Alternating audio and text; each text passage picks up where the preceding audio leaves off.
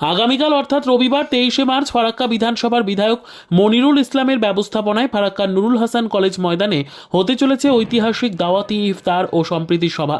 আর এই ঐতিহাসিক দাওয়াতি ইফতার ও সম্প্রীতি সভার পরিকাঠামো খতিয়ে দেখতে এলেন ফারাক্কা বিধানসভার বিধায়ক মনিরুল ইসলাম সহ একাধিক সদস্যগণ।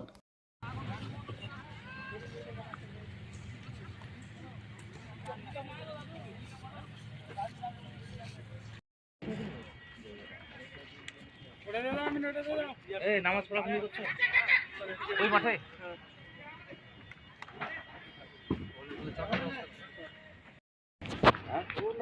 হুজুর ব্যবস্থা কিছু হচ্ছে কিছু ট্যাপ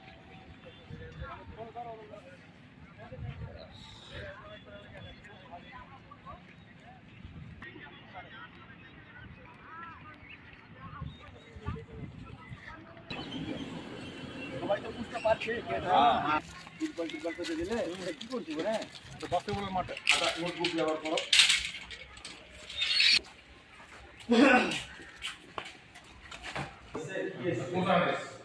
সংস্থা তুমি আসেনি পেপে আসেনি ক্লাস সব ক্লাস এবার মাংসটা তোমার মানে ভোর রাত্রে হবে শুরু করতে হবে সবকিছু মাংসটা সেটা কথা না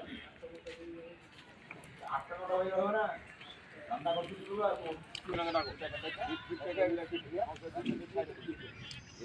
ভালো তোমাদেরকে না